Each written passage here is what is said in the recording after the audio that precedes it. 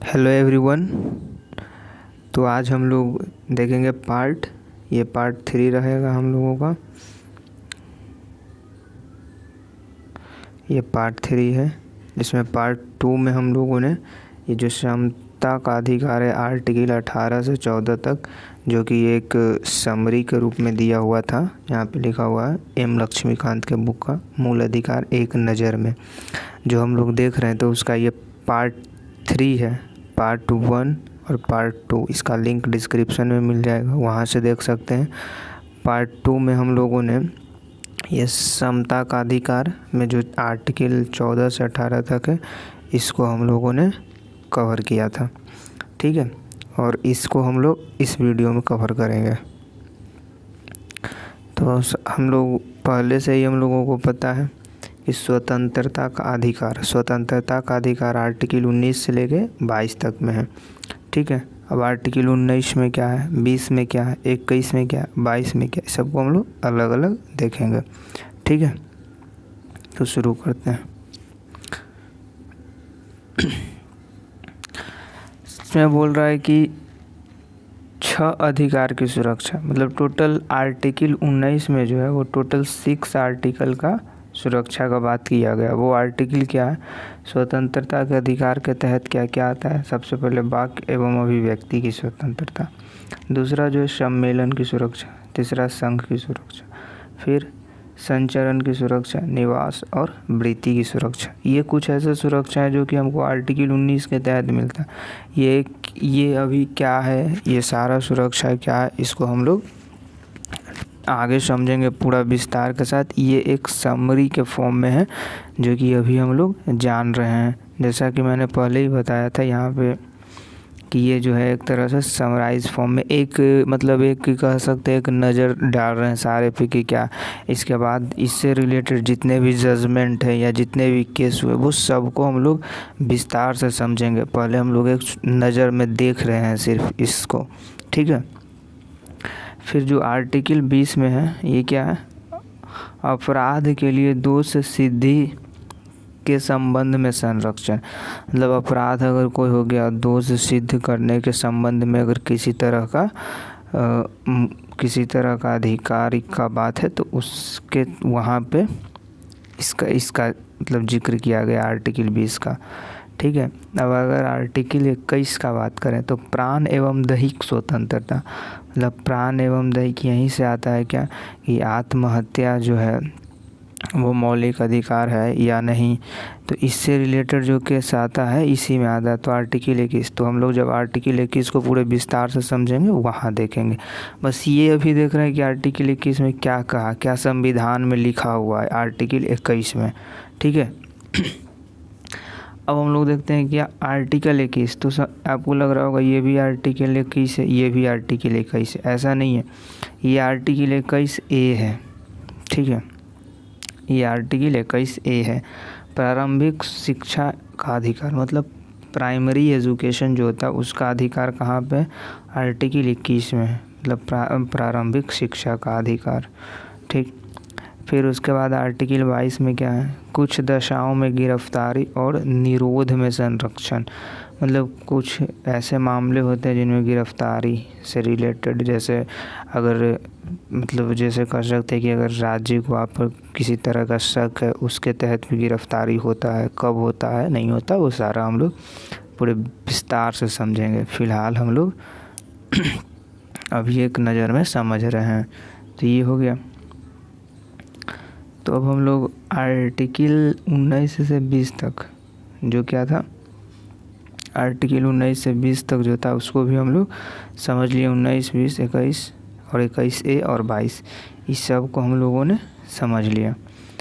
अब हम लोग समझेंगे शोषण के विरुद्ध अधिकार, मतलब शोषण के विरुद्ध भी हम लोग को कुछ अधिकार मिले हुए हैं, और जो कहाँ आर्टिकल 23 और 24 में है। तो इसको हम लोग अब समझते हैं। आर्टिकल 23 में देखते हैं क्या लिखा हुआ। इसमें लिखा हुआ बलात् श्रम का प्रतिषेध। बलात् श्रम क्या होता है, फोर्स्ड लेबर। इसको इंग्लिश में क्या बोलते हैं, फोर्स्ड लेबर। फोर्स्ड लेबर का मतलब होता है बलात् श्रम। मतलब फोर्स्ड लेबर का मतलब किसी से ज़बरदस्ती ज़बरन मजदूरी करवाना, उसके मन नहीं होने के बाद भी काम करवाना, उसका हम लोग को रोक उसका प्रतिषेध कहाँ पे किस आर्टिकल में लिखा हुआ है? आर्टिकल 23 में लिखा हुआ है। आर्टिकल अगर 24 का बात करें कि 24 में क्या है, तो कारखानों आदि में बच्चों के नियोजन का प्रतिषेध। मतलब कोई भी बच्चा को कारखाना में काम नहीं कर सकता है, ठीक है। कोई भी बच्चा कारखाना में काम नहीं कर सकता, वो बच्चा का कारखाना में काम नहीं, तो बच्चा का कितना उम्र तक काम नहीं कर सकता कारखाना में।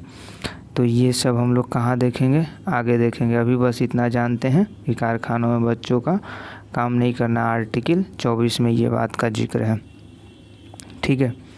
अब हम लोग देखते हैं आर्टिकल 25 से 28, आर्टिकल 25 से लेकर 28 तक, जिसमें बोल रहा है धर्म की स्वतंत्रता का अधिकार।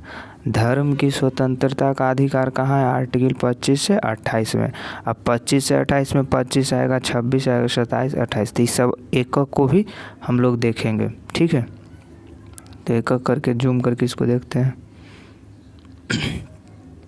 सबसे पहले देखते हैं अंतःकरण की और धर्म के आवाद रूप में मामले आचरण प्रचार करने की स्वतंत्र। मतलब धर्म को मानने का, नहीं मानने का, उसका आचरण करने का, नहीं करने का पर क्या है? अधिकार है। मतलब जो सभी धर्मों के क्या थे? ये जो धार्मिक कार्यों के प्रबंधन की स्वतंत्रता, प्रबंधन मतलब प्रबंधन करने की स्वतंत्रता, ये सब कहाँ पे लिखा हुआ है? आर्टिकल 26 में लिखा हुआ है, ठीक है। अब हम लोग समझते हैं 27 में क्या है। 27 में है किसी धर्म की अभिवृद्धि के लिए करों के संदाय के बारे में स्वतंत्र। मतलब किसी भी धर्म को वृद्धि करने के लिए, बढ़ाने के लिए करों के भी संदाय किया जा सकता है, लगाया जा सकता है। मतलब तो इसको भी हम लोग अभी इतना ही जानते हैं, इसको भी आगे हम लोग पूरे विस्तार से आगे समझेंगे, ठीक है। देखिए इसमें हम लोग का 25 से लेकर 27 तक हुआ। 28वां ये रहा, 28 नंबर ये है। अब इसमें हम लोग देखते हैं कि आर्टिकल 28 में क्या बोल रहा है। कुछ शिक्षा संस्थाओं में धार्मिक शिक्षा या धार्मिक उपासना में उपस्थित होने के बारे में स्वतंत्रता। मतलब अगर शिक्षा संस्था में धार्मिक शिक्षा हो, मतलब मान लिया जाए कि किसी स्कूल में धार्मिक शिक्षा दिया जा रहा है या धार्मिक उपासना, तो उसमें किसी का मन होगा तभी वो शामिल हो सकता है। ऐसा नहीं कि उसमें शामिल होना ही पड़ेगा। इसकी स्वतंत्रता आर्टिकल 28 से मिलता है, ठीक है। तो आर्टिकल 28 ये भी हो गया। देखिए यहाँ तक हम लोगों ने पढ़ा, आर्टिकल 25 से 28 तक हम लोगों ने पढ़ा, ठीक है। अब हम लोग पढ़ेंगे आर्टिकल 29 से 30 तक। आर्टिकल 29 से 30 तक, 29 और 30 ही है इसमें सिर्फ, जिसमें बोला गया संस्कृति और शिक्षा संबंधी अधिकार। इसमें क्या है? संस्कृति एवं शिक्षा संबंधी अधिकार। तो इसमें हम लोग अब देखते हैं इसमें क्या बोल रहा है। आर्टिकल 29 में बोल रहा है कि अल्पसंख्यकों की भाषा। मतलब अल्पसंख्यक का मतलब क्या होता है? अल्प का मतलब होता है कम, और बहु का मतलब होता है, एक होता है अल्पसंख्यक, एक होता है बहुसंख्यक।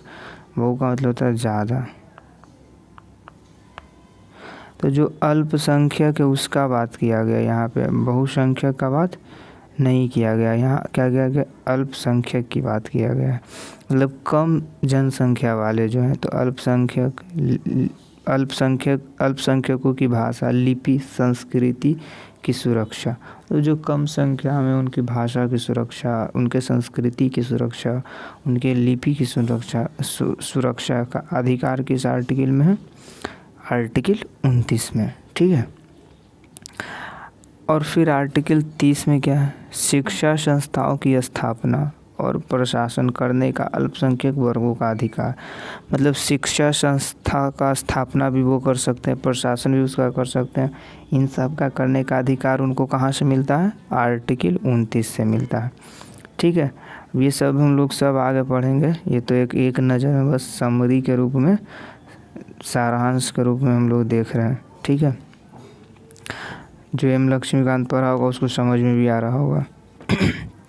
अब हम लोग देखते हैं 6 नंबर, संवैधानिक उपचारों का अधिकार। मतलब संवैधानिक उपचारों का अधिकार का मतलब क्या हुआ कि अगर किसी का भी अगर मौलिक अधिकार का अगर हनन हो रहा, उल्लंघन हो रहा, तो वो सीधा सुप्रीम कोर्ट जा सकता है। लेकिन सुप्रीम कोर्ट ऐसे ही नहीं जाएगा, कोई एक किसी याचिका के तहत जाया जाता है, तो वही याचिकाओं को हम लोग समझने का प्रयास करेंगे। तो यहाँ पे बोल रहे हैं कि मूल अधिकार को प्रवर्तित करने के लिए उच्चतम न्यायालय जाने की अधिकार है। इसमें शामिल याचिकाएं बंदी, प्रत्यक्षीकरण, परमादेश, प्रतिषेध, उत्प्रेषण, अधिकार परीक्षा, ये सब आर्टिकल 32 में लिखा हुआ। तो ये सब के तहत जाया जा सकता है। बंदी प्रत्यक्षीकरण क्या है, परमादेश क्या है, ठीक है, ये सब क्या है, ये सब हम लोग आगे समझेंगे। ये जो ये हो गया, ये परमादेश, बंदी प्रत्यक्षीकरण, अधिकार परीक्षा, ये सब आर्टिकल 32 में। और ये सब क्या है, ये सब को भी हम लोग आगे अच्छे से समझेंगे। अभी के लिए बस इतना ध्यान रखें कि इसको, इस सब क्या है, याचिका है जिसके तहत सुप्रीम कोर्ट जाया जा सकता है। ठीक है,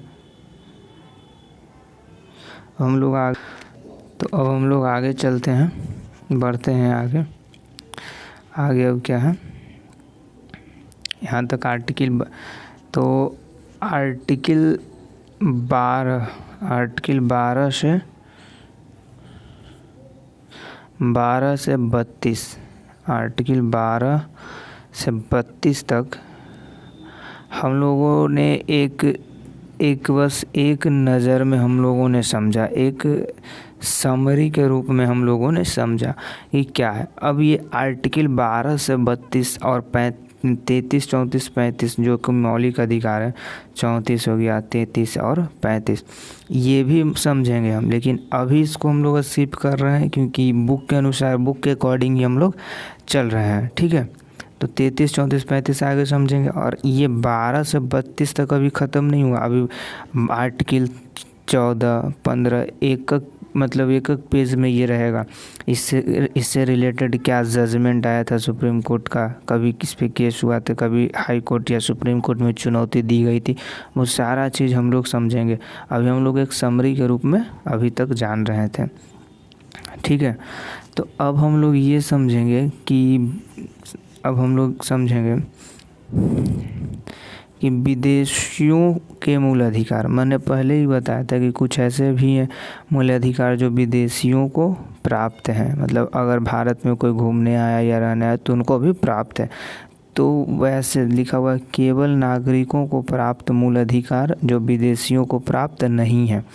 तो इसमें कुछ ऐसा लिखा हुआ है, इसमें है, अगर हम ऐसे करें तो इसमें इस साइड जो है वो किसको, सिर्फ नागरिक को प्राप्त है, लेकिन इसमें जो है वो विदेशियों को भी प्राप्त है। और विदेशियों को प्राप्त है, लेकिन यहाँ कुछ लिखा हुआ है कि शत्रु देश के लोगों को छोड़कर। तो शत्रु देश किसको हम लोग बोलेंगे? अब शत्रु देश का मतलब ये नहीं कि पाकिस्तान हो जाएगा या चाइना हो जाएगा, ऐसा नहीं है।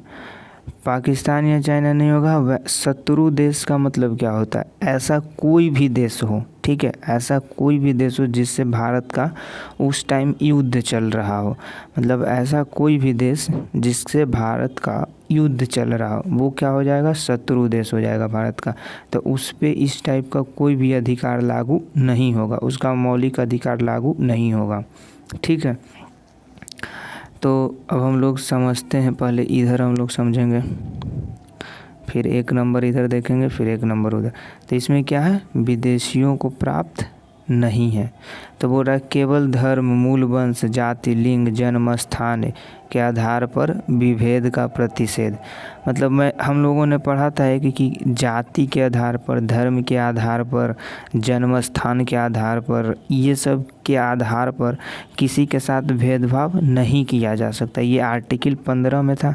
तो ये आर्टिकल 15 जो है वो सिर्फ भारत के लोगों के लिए ही है, जो विदेशी हैं, जो फॉरेनर हैं, उन पे लागू नहीं होगा। ठीक है, अब देखते हैं, एक हम लोग इधर देखेंगे, इसमें क्या बोल रहा है, ये विदेशियों पे लागू होंगे।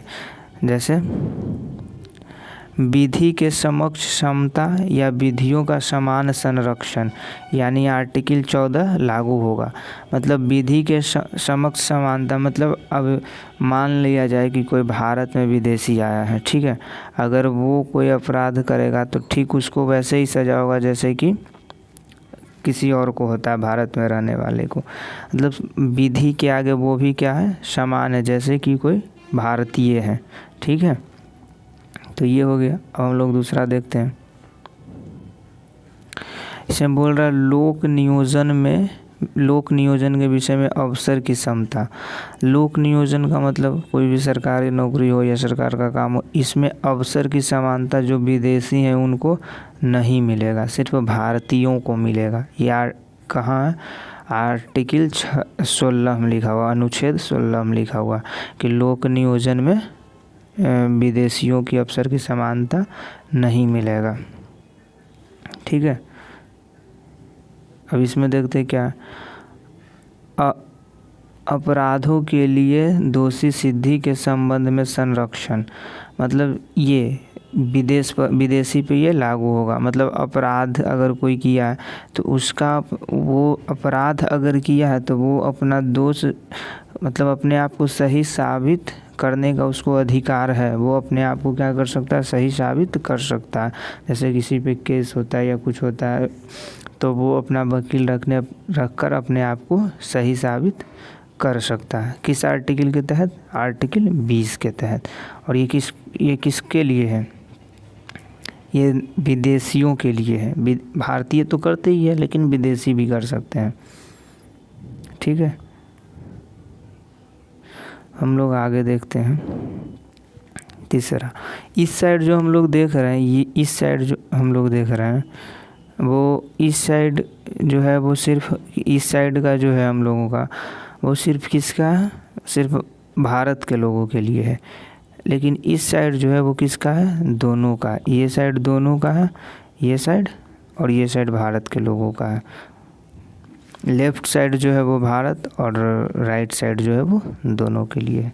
ठीक है, तो अब हम लोग समझते हैं इसमें क्या बोल रहा है। इसमें बोल रहा है विचार, एक मिनट, विचार, अभिव्यक्ति, शांतिपूर्ण सम्मेलन, निर्वाद, विचारण, निवास, संघ बनाने की स्वतंत्रता, ये सब आर्टिकल 19 में है। जो किसको प्राप्त है, भारत के लोगों को प्राप्त है, लेकिन विदेशियों को प्राप्त नहीं है।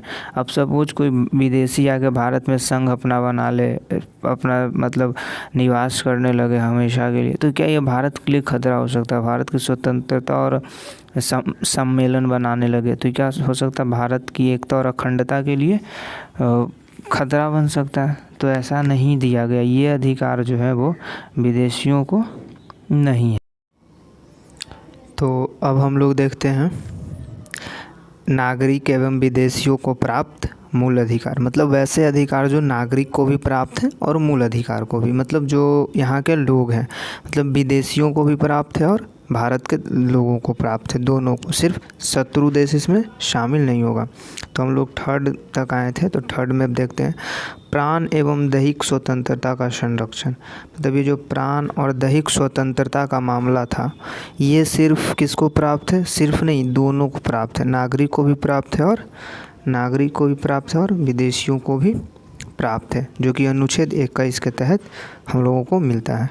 ठीक है, अब हम लोग देखते हैं 4 नंबर, जो कि इधर जो है वो सिर्फ किसके लिए, केवल नागरिकों के लिए है। इधर का जो है वो सिर्फ नागरिकों के लिए है।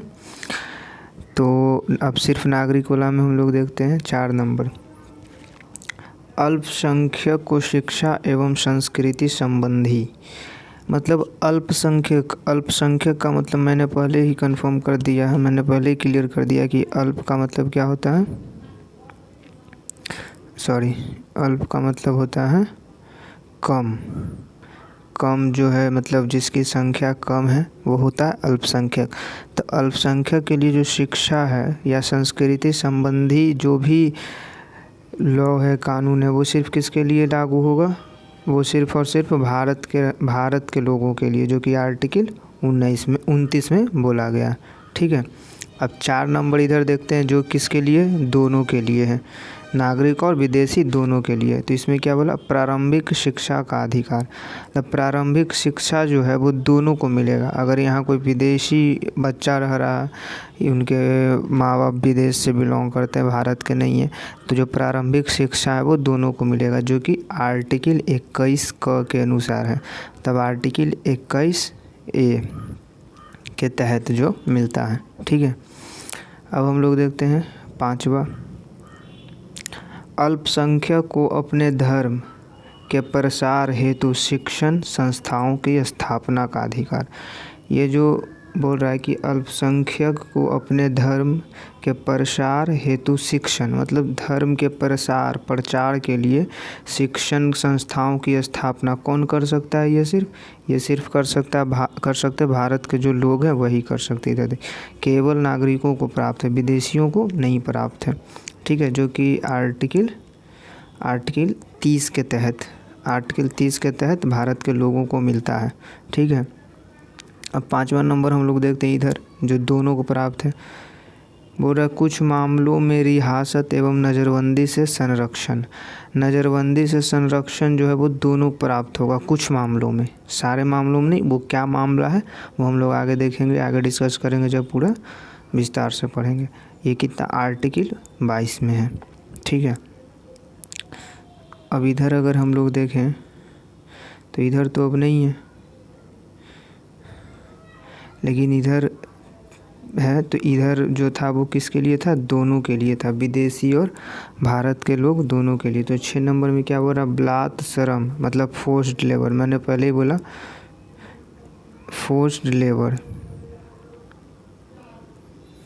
फोर्स्ड लेबर को ही क्या बोलते हैं, बलात् श्रम बोलते हैं हिंदी में, जिसको ज़बरदस्ती काम करवाया जाता है, बिना कोई मतलब उसके बिना कोई मर्जी के ज़बरदस्ती काम करवाया जाता है, उसको क्या बोलते हैं, फोर्स्ड लेबर बोलते हैं। और बोल रहा है क्या, तो फोर्स्ड लेबर अवैध मानव व्यापार, ह्यूमन ट्रैफिकिंग जो होता है, इसमें मानव का व्यापार होता है, के विरुद्ध प्रतिषेध। इसके प्रति प्रतिषेध ये किसके लिए, दोनों को प्राप्त है, विदेशियों के लिए भी, भारत के लोगों के लिए भी, जो आर्टिकल कितना में 23 में है। ठीक है। 7 नंबर देखते हैं, कारखानों आदि में बच्चों के नियोजन का प्रतिषेध। मतलब कारखानों में वैसे जगह जहाँ पे खतरे वहाँ पे बच्चों को काम करने के लिए नहीं दिया जाता है। ये किसको प्राप्त है, ये दोनों को प्राप्त है, विदेश वालों को भी, मतलब कोई विदेशी बच्चा आके भी यहाँ ऐसा नहीं कर सकता, और भारत के लिए तो है ही। ये कहाँ पे लिखा हो, आर्टिकल 24 में।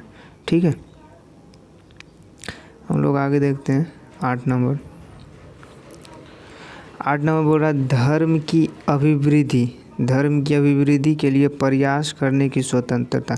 तब धर्म को बढ़ाने के लिए, उसकी अभिवृद्धि करने के लिए दोनों को प्राप्त है, जो कि आर्टिकल कितना में 25 में लिखा हुआ है। ठीक है। फिर हम लोग अब आगे देखते हैं धार्मिक संस्थाओं के संचालन की स्वतंत्रता। मतलब अगर धार्मिक संस्था है उसके संचालन की स्वतंत्रता दोनों को, विदेश का हो या भारत का, दोनों का। ये किस आर्टिकल में लिखा गया है, तो ये आर्टिकल 26 में लिखा गया है। ठीक है। वैसे ही अगर 10 नंबर देखें, ईद इस साइड का है, वो दोनों को प्राप्त है। ये सब जो हम लोग पढ़ रहे हैं वो विदेशियों को के लिए भी है और भारतीयों के लिए भी है। किसी धर्म को प्रोत्साहित करना हेतु कर से छूट, मतलब किसी धर्म को प्रोत्साहित करना, बढ़ावा देना, ये सब जो आ गया वो इसमें भी है। जैसे आर्टिकल कितना में, आर्टिकल 27 में, विदेशियों को भी भारतीयों के लिए भी है। फिर इसमें बोल रहा है कि कुछ विशिष्ट संस्थाओं में धार्मिक आदेशों को जारी करने की स्वतंत्रता, मतलब कुछ विशिष्ट कुछ विशेष संस्था हो जो कि धर्म से रिलेटेड हो, उसमें क्या कर सकते, कोई भी आदेश वगैरह जारी करने का अधिकार जो है वो दोनों के लिए। वो आर्टिकल कितना में है, 28 में है। ठीक है, तो इतना हम लोग देखें। ये अगर इसको देखते हैं ऐसे, देखिए इस साइड जो हम लोग पढ़ें, इस साइड ये किसके लिए था, सिर्फ़ और सिर्फ इंडियन के लिए, जो क्या है, सिर्फ़ और सिर्फ इंडियन है, भारतीय हैं। केवल नागरिकों को प्राप्त मूल अधिकार जो विदेशियों को प्राप्त नहीं है। और इधर क्या है, विदेशी और प्लस भारतीय, ये दोनों को प्राप्त है। इस साइड जो हम लोग पढ़े थे, इसको हम लोग देखते हैं एक बार। देखिए इस साइड जो भी हम लोग पढ़े ये सबको प्राप्त था। ठीक है, अब हम लोग एक पारा दिया हुआ पैराग्राफ जिसको हम लोग देखते हैं क्या बोल रहा है इसमें। ठीक, देखते हैं इसमें। बोल रहा है, इस तरह अनुच्छेद 13 घोषित करता है कि संविधान संशोधन कोई विधि नहीं है। देखिए हम लोगों ने पहले पढ़ा कि आर्टिकल 13 जो है वो कोई संविधान संशोधन विधि नहीं है। मतलब आर्टिकल 13 एक विधि है, लेकिन वो विधि क्या होता है, संविधान संशोधन जो है वो कोई विधि के तहत नहीं आता है। ठीक है, आर्टिकल 13 कोई संविधान संशोधन विधि के तहत नहीं आता, इसलिए इसे चुनौती नहीं दी जा सकती, इसलिए इसको चुनौती भी नहीं दी जा सकती। यद्यपि उच्चतम न्यायालय ने केशवानंद भारती मामले 1973 में कहा कि मूल अधिकारों के हनन के आधार पर संविधान संशोधन को चुनौती दी जा सकती है। देखिए, लेकिन केशवानंद भारती केस जो हुआ था, मैं इसका बताता हूँ कि केशवानंद भारती केस 1973 में हुआ था, जिसमें ये बोला गया था कि अगर मूल अधिकार का हनन हो रहा हो तो संविधान संशोधन को चुनौती दी जा सकती है। ठीक है, ऐसा किस में बोला गया था, केशवानंद भारती केस 1993 में जो हुआ था उसमें बोला गया था। आगे देखते हैं, यदि वह संविधान के मूल ढांचे के खिलाफ हो तो उसे अवैध घोषित किया जा सकता। इसको हम लोग फिर से एक बार समझते हैं।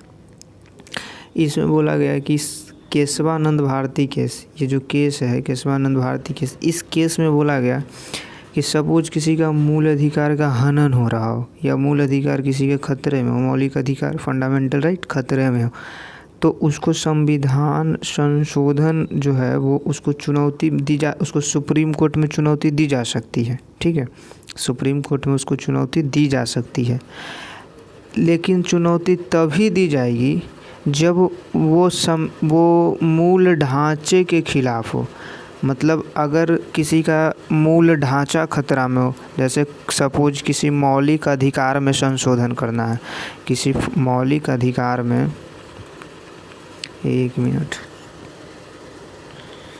किसी मौलिक अधिकार में संशोधन करना है और वो मौलिक अधिकार के मूल ढांचा में संशोधन नहीं होना चाहिए। अगर किसी मौलिक अधिकार के ये जो मूल ढांचा है, बेसिक स्ट्रक्चर जिसको इंग्लिश में बोलते हैं, इसमें अगर इसके खिलाफ हो, मूल ढांचे के खिलाफ हो, तब किसी मौलिक अधिकार में संशोधन नहीं हो सकता, अन्यथा हो सकता है। ठीक है, समझ में आ गया। फिर हम लोग अब आगे बढ़ते हैं।